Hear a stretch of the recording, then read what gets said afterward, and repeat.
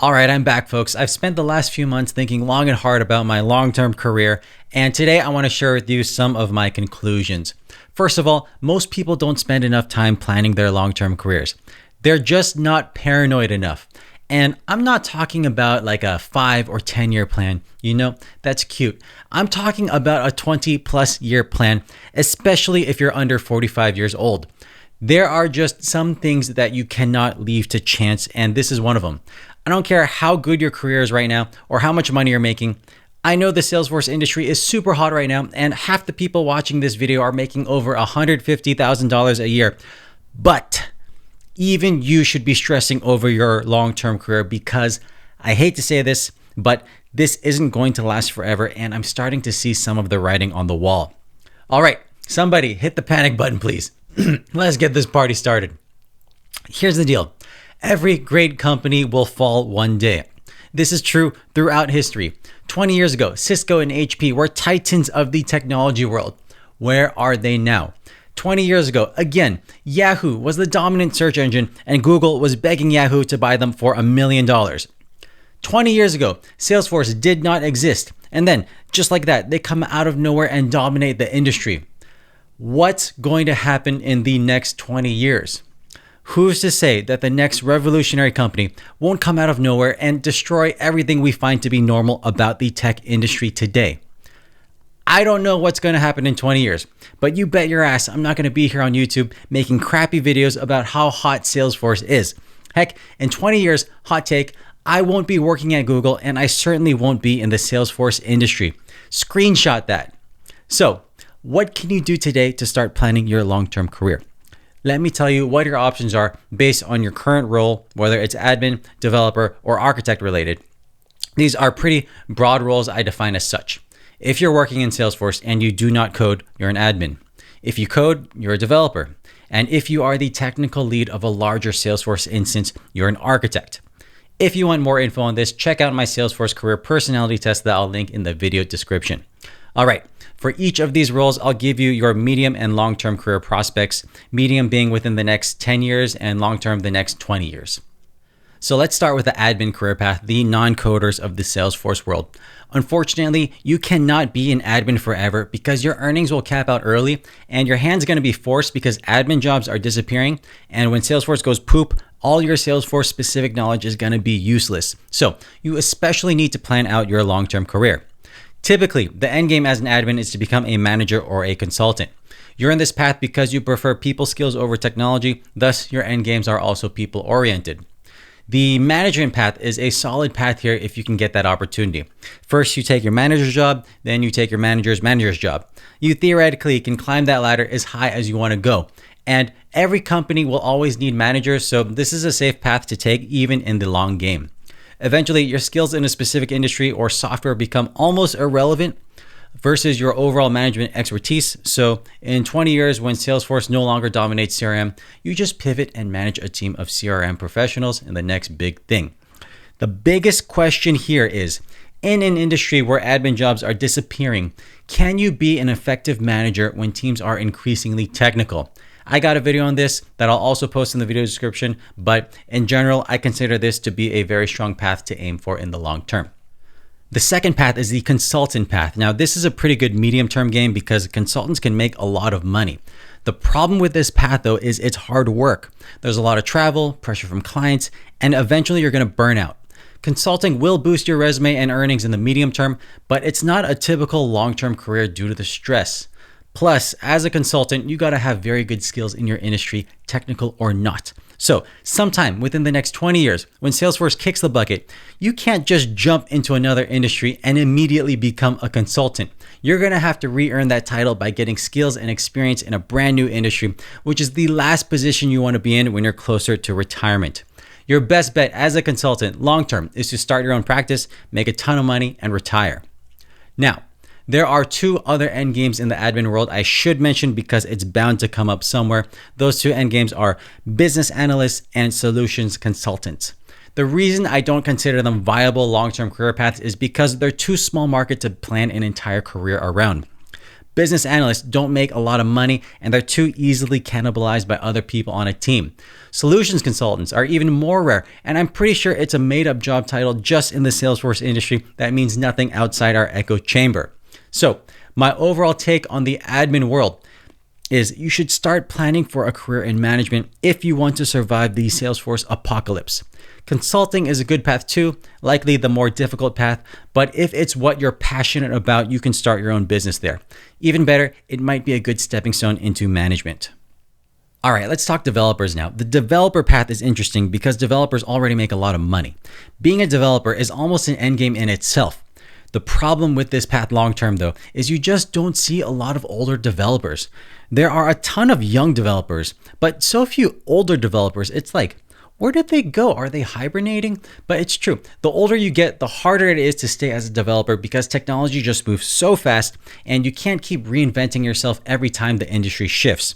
Plus, for your salary, companies could hire 3 new graduates who say yes to everything and are willing to work 100 hours a week. So, what's your end game? There are 2 common paths for developers. The first is you stay as an individual contributor and become a technical architect. The second is you become a people person and become a manager. Let's talk about the technical architect endgame.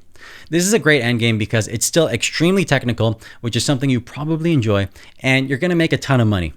Even better, as a technical lead, you can now get to tell all these new college graduate programmers what to do without having to have any actual management responsibilities and, actually care about people's feelings. Salesforce becomes a smaller part of the equation for you as you design solutions and integrations that cover many systems. So, when the inevitable downfall of Salesforce comes, you're protected because your skills cover much more ground. The downside of the technical architect endgame, though, is it's still a lot of work. Not only do you have to keep up with Salesforce as a technology, but also every other fad that comes along. Companies are going to look to you to make that long-term technical vision across many systems. Also, you've got to have great communication skills to be an architect. You can't just pull your developer card and be antisocial all the time. You've got to influence leaders, other teams, your developers, all without any formal management power. So people won't respect you as much because you can't fire them. And because you're no longer a hands-on developer, well, you might find yourself becoming more and more out of touch each day. Should you lose your job, you might find yourself too underskilled to get a developer job and too unlucky to find another architect job because while every company needs developers, not every company needs an architect. The next common endgame for a developer is to become a manager. The hard part about this path is you chose to become a developer so you could spend all day with computers instead of people, but should you become a manager, that gets flipped upside down. Also, if you thought your development skills would deteriorate as an architect, your skills are going to deteriorate even quicker as a manager. If after a few years you decide this path is not for you, you're going to be in trouble, so plan accordingly. There are other less common paths in the developer route that I'll talk about. Being a developer forever is one that we've already discussed. It's actually not a bad option as long as you're willing to keep learning new programming languages. Should Salesforce die, you just pivot and learn the next great language, which is a lot easier when you're already a programmer. Another path is building your own product, taking your development skills and building something useful to the world. Maybe it's your own app exchange product, some SaaS side hustle, or heck, it could just be a crappy YouTube channel. Either way, you are uniquely positioned to do so because of your development experience. My overall take on the development path, it's a great path. You've got a lot of options that all print money, and at the end of the day, your destiny is in your hands regardless with what happens in the market. Your only risk is complacency, which is exactly what's going to happen if you're not paranoid about your long-term career. Finally, let's talk about technical architects. Becoming a technical architect is already the end game. Ask anyone in the Salesforce industry what their goal is, and they'll tell you they want to become a technical architect. So if you've made it here already, then give yourself a pat on the back because you've made it. What I would caution though is focusing too much on the Salesforce side of technical architecture. The Certified Technical Architect exam, for example, is surprisingly Salesforce specific. Sharing rules, master detail relationships, reporting, Apex, process builder. These are all core things covered on the CTA exam. Heck, even the non-Salesforce portions of the exam have Salesforce related answers like Heroku, MuleSoft, Tableau, etc. You might get tricked into thinking that because you've reached the top, you're good to go for the next 20 years. But when Salesforce falls, and it will, what are you going to do? Thus, my recommendation for you, if you want to be a technical architect in the long run, is to keep up with technologies that are not Salesforce. Things like AI, cloud, and general web technologies. Do this and you're going to be fine. All right, so that's it. That's your Salesforce long-term career path breakdown. You can turn off this video now, especially because what I'm going to talk about next is what path I'm personally taking. And I'm going to guess most of you don't care about that. But for those of you who do stick around, thanks, I guess. I'm paranoid and I stress about my long-term career every day. You might think it's silly because I have a pretty decent job and stuff, but I've just seen too many people lose it all in the blink of an eye, including people in my immediate family. So I really don't take anything here for granted anymore. And so for the longest time, I told myself I wanted to become a technical architect long-term. Deep down, I know I'm not really a people person, so I've always been really scared of becoming a manager. This fear of management got even worse and really snowballed when I became a manager early in my career in my mid-20s at Google. I was really proud of myself for earning that opportunity so early in my career, and I thought I was on track to become, maybe the next great young tech superstar, like an Asian Elon Musk. But what actually happened was, after 3 months, I hated it so much that I straight up quit. It was really one of the only things in my life I remember quitting so quickly.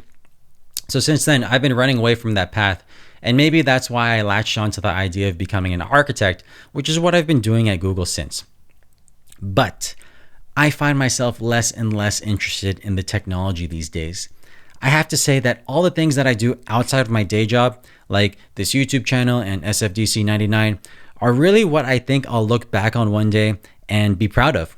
Yes, Google is really nice, but there's really no better thrill than playing a small role in helping someone else achieve their dreams. No, I'm not going to quit my day job and do this full time. I really don't make a lot of money doing this, but what I am going to do is give this management thing another try. I mean, isn't management at its core about helping other people achieve their career goals? That doesn't seem too different than what I enjoy most about what I do on this channel. Maybe I'm being naive. I don't know. But hopefully I've matured enough in the past few years to not screw it up again. I'm going to give it a shot and find out. Please send me your good vibes. Thanks for watching this video, and I'll catch you all next time.